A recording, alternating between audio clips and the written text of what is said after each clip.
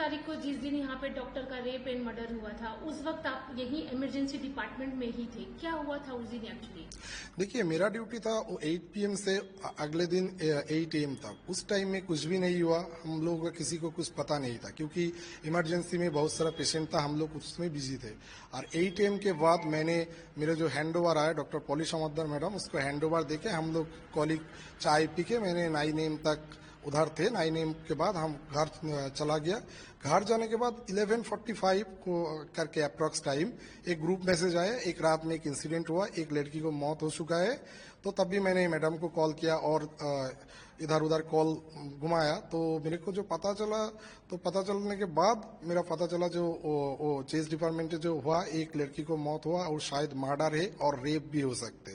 तो अभी क्या हुआ, मैडम जो मेरे को बोला था, मैडम बोला था जो उसको चेस डिपार्टमेंट का जो HOD है डॉक्टर अरुणाभ दत्त चौधरी, उन्होंने मैडम को आके वो 10 AM के बाद बोला था, देखिए मेरा डिपार्टमेंट का एक PGT का डेथ हो चुका है, आप मेरे साथ चलिए और ये डेथ कंफर्म किया और इसके बाद क्या फॉर्मेलिटी हुआ वो दिखाएंगे, करिए। तो देखिए कोई भी पेशेंट एडमिट नहीं है, वो तो ऑन ड्यूटी पे थे, सो वो एडमिट नहीं थे। तो इसलिए उसका जो डेथ कंफर्म करने का जो आदेश है, जो स्टैंडर्ड ऑपरेटिंग प्रोसीडियर है, वो इमरजेंसी मेडिकल ऑफिसर के पास है। तो स्टैंडर्ड ऑपरेटिंग प्रोसीडियर के हिसाब से वो लड़की को बॉडी इमरजेंसी में लेके आना चाहिए। लेकिन ये तो एक सेंसिटिव केस है, एक लेडी डॉक्टर का उसी ड्यूटी हॉल में मौत हो चुका है। तो मैडम उसको एक मैडम जाके देखा, जी बॉडी ठीक है, कोई बात नहीं, हम देख लेंगे। तो उसके बाद जब उन्होंने जाके देखा, जो भी देखा है, उनको HOD को बोला, जो देखिए आप लोग भी प्रोफेसर है, हम भी डॉक्टर है, आपको भी एक्सपीरियंस है, डेथ आप लोग डिक्लेयर किया, हम भी कर रहे हैं, आप एक काम कीजिए, उनके घर वाले को फोन कीजिए और आधार कार्ड लेके आइए, मेरे इमरजेंसी में लेके आइए, इमरजेंसी में एक टिकट करना पड़ेगा, उसके बाद आधार कार्ड के हम लोग डेथ सर्टिफिकेट इशू करेंगे, उसके बाद पोस्टमार्टम रूम में जाएंगे time and cause of death जानने के लिए। तो अभी क्या हुआ, वो अरुणाभ सर उनको रिफ्यूज किया, जो ऐसा ही मैडम जो बोला, जो शायद वो रिफ्यूज किया, इसलिए वो नहीं हो पाया, मतलब वो नीचे नहीं आया था। तो अभी कोलकाता पुलिस, टाला पुलिस का जो रिपोर्टिंग है 10 AM में, मतलब 10 मिनट्स में उसका इंफॉर्मेशन हुआ, जो डेथ रिपोर्टिंग, और इसका जो डेथ सर्टिफिकेट इशू हुआ वो 12:44 PM में। अब ये जो 3 घंटा का गैप है इसीलिए हुआ, जो उधर से कोई नहीं आया, ब्रॉड डेथ कस्टोडियन होना चाहिए, जो साइन करेंगे, आधार कार्ड देंगे, उसके बाद ही डेथ सर्टिफिकेट इशू होगा। तो मैडम मेरे को बोला था, देखिए वो लोग रिफ्यूज किया, लेकिन रिफ्यूज नहीं करना चाहिए मेरे हिसाब से, क्योंकि वो जो डेथ हुआ उस डिपार्टमेंट का हुआ, डिपार्टमेंट में कोई HOD, कोई दूसरा कोई प्रोफेसर और कोई भी, और अगर नहीं होगा तो हॉस्पिटल एडमिनिस्ट्रेशन को, जो भी है एडमिनिस्ट्रेटर, उनको उसको कस्टोडियन होना चाहिए था, क्योंकि उसका मम्मी और पापा जब आएगा वो तो देर हो जाएगा ना। तो वो लोग नहीं किया।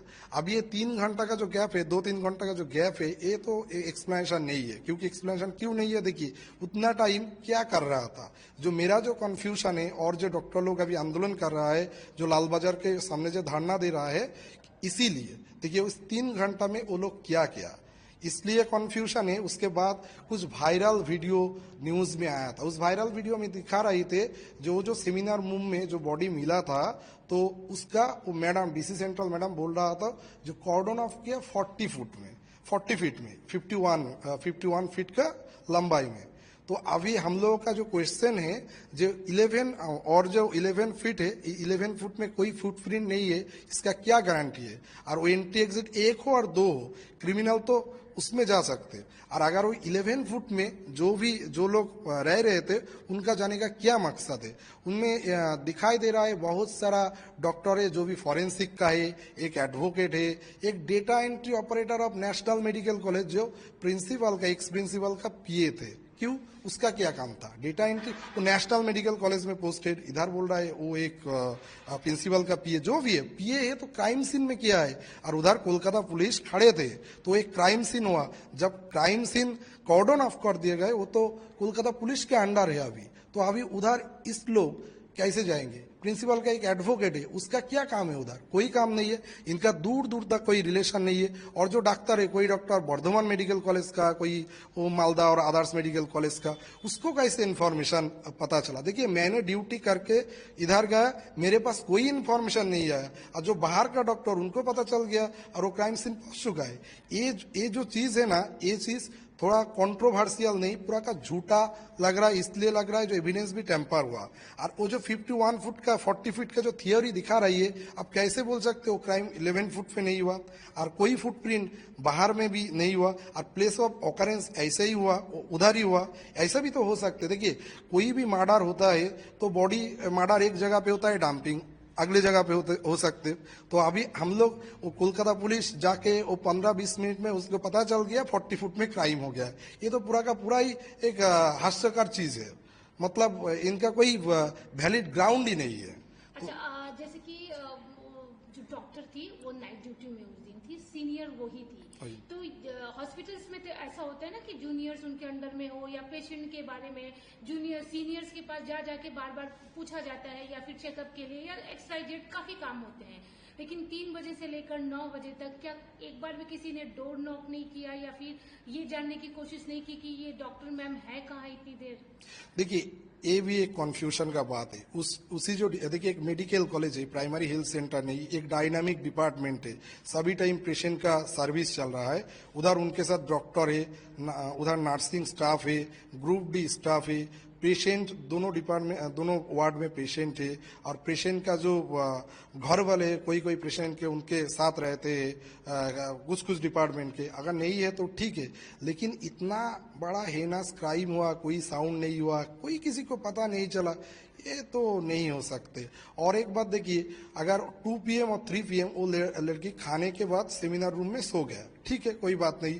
अगर वार्ड में पेशेंट खराब होता है तो क्या करते हैं? नर्सिंग स्टेशन में जाती है।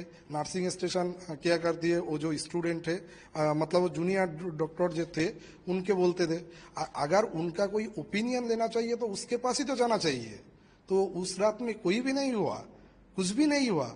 ये जो सस्पिशियस बात है, वो 2 to 3 AM टू 9 AM तक ये कैसे हो सकते?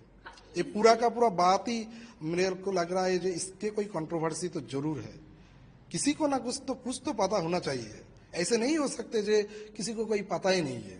ओके, जैसे आपने बोला कि HOD ने इमरजेंसी में कॉल करके बोला, कॉल करके नहीं, वो आके बोला हाँ था। वही आके बोला SOP के तहत कि डेथ सर्टिफिकेट इश्यू करना है। तो बॉडी जिस तरह से देखा गया था, एज ए डॉक्टर क्या लगा था कि ये एक नॉर्मल डेथ है या रेप या गैंग रेप? देखिए, मैडम थे, तो मैडम जो मेरे को डिस्क्रिप्शन दिए थे, और वायरल तो सोशल मीडिया पे उसका पिक्चर भी वायरल हो गया था। ऑफिशियली हम तो नहीं बोल सकते, लेकिन सोशल मीडिया के बहुत सारे लोगों को पता चल गया, जो उनका बॉडी भी वायरल हो गया था। और मैडम के एक कॉलीग के सबका जो भी डिस्क्रिप्शन मैंने सुना है, वो तो सुइसाइड नहीं हो सकते, वो तो clear cut case of homicide case. क्योंकि देखिए कि कोई अंडर गारमेंट्स और लोअर वाली कोई उनके अंडरवेयर नहीं थे, वो ऐसे हालत में तो कोई सुइसाइड नहीं कर सकते। तो ये तो कोई रॉकेट साइंस, फॉरेंसिक साइंस भी जानना नहीं चाहिए। इसलिए तो ये बोल ही सकते होमिसाइड है, क्योंकि किसी के ऊपर कोई सुइसाइड के बाद वो मतलब ड्रेस छोड़ के, ड्रेस खुल के कोई भी सुइसाइड नहीं कर सकते। ये तो नहीं हो सकता। अभी देखा जा रहा है कि ये जो मर्डर की मिस्ट्री है ये दिन पर दिन और गहरी होती जा रही है। क्या उनके जो डॉक्टर विक्टिम थी, उनका कोई भी यहाँ पे कलीग या उनका फ्रेंड कोई ऐसा है जो कि उस दिन के बारे में बता रहा हो, या फिर उसे कुछ पता हो?